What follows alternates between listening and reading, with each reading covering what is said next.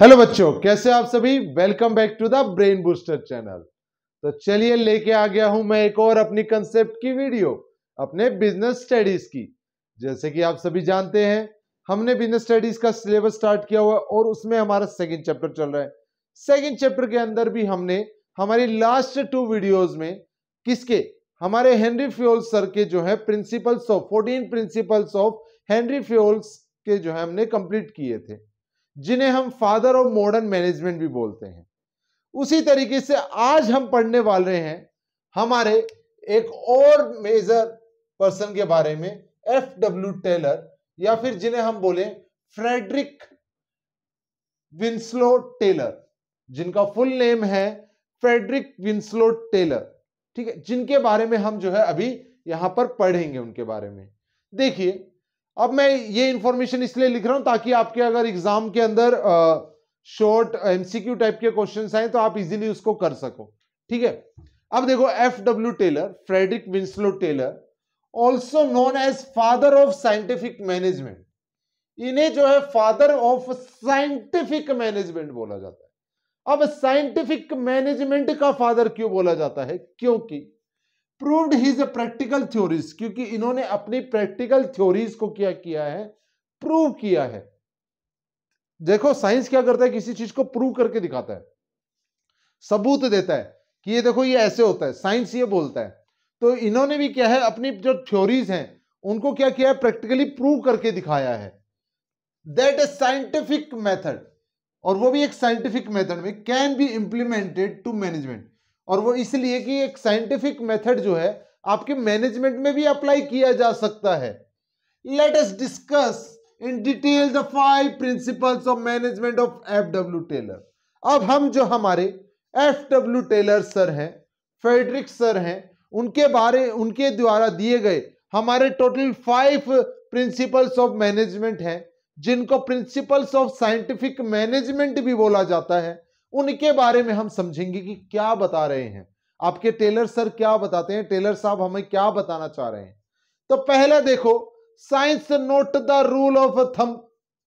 देखो भाई, साइंस जो है मजाक वाली तो बात नहीं है, ऐसा नहीं है अंगूठा लगाया काम चला हो गया चलो।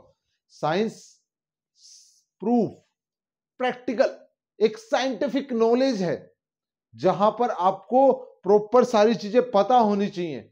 साइंस आपकी प्रैक्टिकल नॉलेज मांगता है, आपको कैसे करना है उसको प्रैक्टिकली, कहां पर क्या चीज अप्लाई करनी है, ये सारी चीजें कहां पता चलती हैं, आपको साइंस के अंदर पता चलती हैं। और इसी तरीके से मैनेजमेंट है। मैनेजमेंट थ्योरेटिकल नॉलेज नहीं है कि आपने देखा आपने उसको लिख दिया। मैनेजमेंट आपने जो सोचा उसको आपने प्रैक्टिकली अप्लाई किया और उसके बाद में जो रिजल्ट आए देन उसके बाद वो प्रिंसिपल बने। इसीलिए science is not the rule of thumb, अंगूठे का खेल नहीं है, बहुत ही मेहनती वाला काम है। आगे, harmony note Discord. Harmony note Discord का मतलब होता है कि आपके जितने भी मैनेजमेंट्स हैं, आपको किसी भी मैनेजमेंट के आपका मैनेजमेंट है, वर्कर्स हैं, आपको क्या बना के रखना है, एक डेकोरम बना के रखना है। आपको हर एक वर्कर के साथ में घुल मिल के काम करना है, तरीके से उनके साथ व्यवहार रखना है। मैनेजमेंट एक अपनी हायरार्की मेंटेन करे, वर्कर्स उसको फॉलो करें, ऑर्डर्स मिले। तो ये जब वर्किंग कल्चर एक डेवलप होगा ना, उसी चीज को बोला गया है हार्मोनी नॉट डिस्कॉर्ड। किसी के भी ऊपर जो है आपको ब्लेम नहीं करना है जबरदस्ती। अगर कोई अच्छे से काम कर रहा है तो आप उसको प्रमोट करेंगे। ठीक है, देन मेंटल रेवोल्यूशन, मतलब क्या बोलना चाह रहा है मेंटल रेवोल्यूशन के अंदर, कि अगर कोई अच्छे से काम कर रहा है, अपने दिमाग का यूज कर रहा है, आपको एक मेंटल एक्सरसाइज है कि कोई भी नई सिचुएशन आती है तो आपको उस सिचुएशन के ऊपर अच्छे से सोचना है, आपको नए आइडियाज डेवलप करने हैं, और जो न्यू आइडियाज डेवलप होते हैं उनको आपको प्रमोट करना है ताकि आपका मैनेजमेंट अच्छे से क्या हो, इफेक्टिवली रन हो सके। Next, cooperation not individualism. देखो, इंडिविजुअल, एक अकेला आदमी जो है जाके सब कुछ नहीं कर सकता, आपको क्या करना पड़ेगा, कोऑपरेट करना पड़ेगा। जैसे हमने 14 प्रिंसिपल में इनिशिएटिव वाला पढ़ा था ना, उसी तरीके से आपका ये वाला है, कोऑपरेशन नॉट इंडिविजुअलिज्म।